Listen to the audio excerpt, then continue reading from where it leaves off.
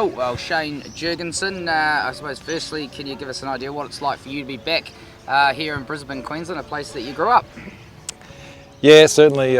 First 20 years of my life living in Brisbane, born and bred here, and yeah, it's great to be back, catch up with friends and family, and you know, catching up with one of my old coaches here actually, who's looks after everyone when they come to the ground here at Allan Border Field. His name's Ken Dixon. He's one of my first coaches that fixed up my no ball problem many years ago, and then came through Sandgate Redcliffe and into the Queensland systems here, and yeah, some fond memories and great to be back here.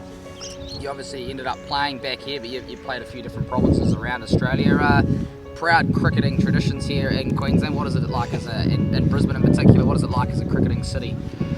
Oh yeah, certainly I think the period of time when I was playing first class cricket had quite a bit of success, and that forced me to other parts of Australia to try and live my dream. But yeah, it was great to come back here and play for Queensland, and then certainly what I learnt is the proud Queensland history, the maroon, the colours and what it means, and playing for Queensland, and a lot of pride in the home territory of playing at the Gabba. So it's yeah, fantastic scenery at the Gabba. You know, the big stands and the pitch is quite exciting ground, and yeah, it's a good cricket pitch and a great ground to play at. Yeah, can you give us an idea of some of the players that were keeping you out of those teams, or the guys that you were coming up against? Yeah, I think back then, I think when I finally got my opportunity, when I came back to Queensland, I was 26. I think some names before and after my trip around Australia to come back, you know, guys like Carl Rackerman, Dirk Tasler initially, Craig McDermott, and then at the other side, when I did come back, I think I was number 13 or 14 paceman behind Andrew Bickle, Joe Dawes, Ashley Nofke, Michael Krasovich, Shane Watson was back, Mitchell Johnson. Yeah, there was a pretty long list, and I was just floating around the nets really, having a bowl. And now you're back here with the Black Cats. You've been here before with Black Cats potentially. Yeah, like what sort of knowledge are you imparting on them ahead of a big game at the Gabba tomorrow against England?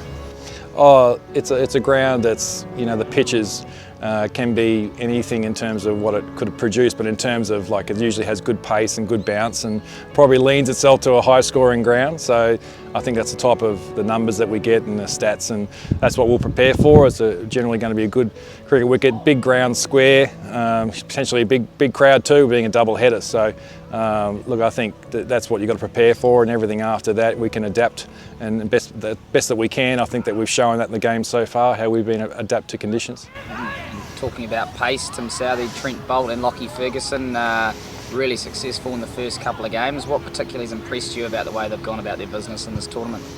I think for me, it's just the way that they've, over the last sort of 12 months, even from the last T20 World Cup, how they've improved their games, the slower balls, the variations, the execution of their skills, and I think that experience and their experience of playing in the IPL is really shining through, and having the courage as a fast bowler in T20 cricket, because obviously you're the man being hunted with the ball, and you know, they've certainly have shown the courage to show the deliveries that they can, you know, adapt to any conditions. And I've been really impressed with, you know, both of those games so far. The conditions have been quite different, and the way that they've adapted has been awesome.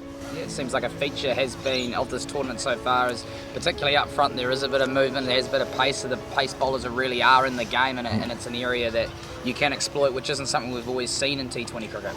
Yeah, it's nice to see too, isn't it? So the boys are really enjoying that with the fast bowling and the swing. And I think you saw last game, there wasn't as much swing at the start, just a little bit, but then it quickly turned into a pitch that offered some seam off the wicket, and that was what I was really impressed with, the way that we changed and how the guys have evolved their games over the years. And I think, you know, we can certainly have a good idea. There's a game on today and there's another game on before our game tomorrow, so we'll get a really good read on the pitch and what we think, what we might, you know, come across when we play. And just a quick word on the spinners, Mitchell and Ish Sodhi.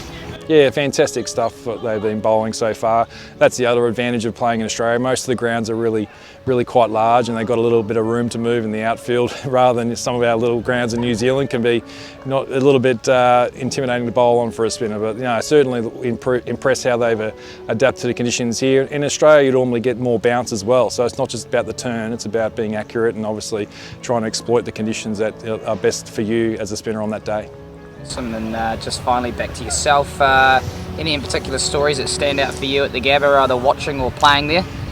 I think for me, yeah, I had not a bad game once. Yeah, that was many years ago, but yeah, 20 years ago now. I think the record still stands for the most wickets in the Pura Cup / Sheffield Shield final. So yeah, been going for 20 years, that record. Had a few injuries in that game. That's probably what helped as well. Bowled 69 overs, I think, or 70 overs. And yeah, I don't think I bowled for 3 months after that, but managed to take 11 wickets in the game. So yeah, some prize scalps, of one with being Stuart Law and I think Andrew Simons, who was a fantastic player, wasn't he? And to get him out, I think he was on 92. I think on day 2, I bowled him out with a bit of a Yorker, and he smashed his bat on the ground. So yeah, all those little things like that you always remember.